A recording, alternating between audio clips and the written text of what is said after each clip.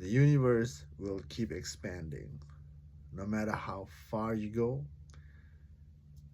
it keep expanding. Like chasing the horizon. The horizon is never, you'll never meet the horizon, isn't it?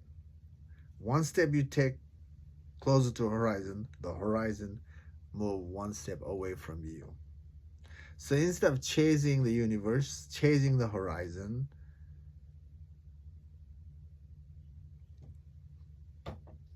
take your eyes off the horizon. That is already freedom. You're not stressing. And, you know, turn the awareness back to yourself. The happy life, stable life, easy life can happen by understanding your own mind. Understanding your own mind will also help you to organize your mind in a relative for the relative requirement.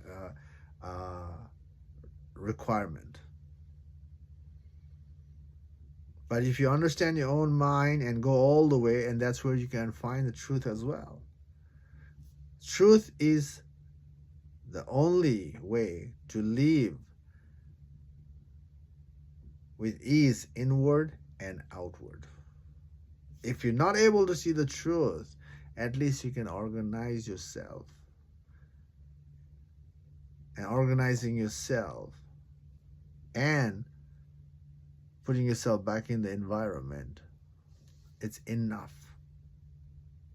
But trying to understand someone's mind is a useless game.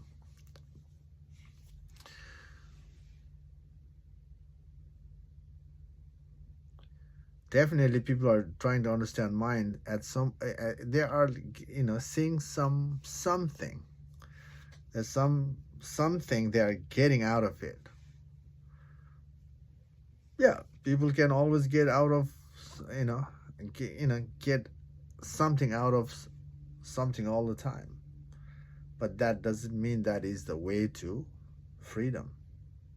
So stop reading someone's mind. True freedom and also the relative freedom can come from reading your own mind. So reading your own mind in a spiritual sense means you're watching your mind, you're tracing your mind backward. When you trace your mind backward, you understand the nature of the mind. You understand how the mind comes into existence and becomes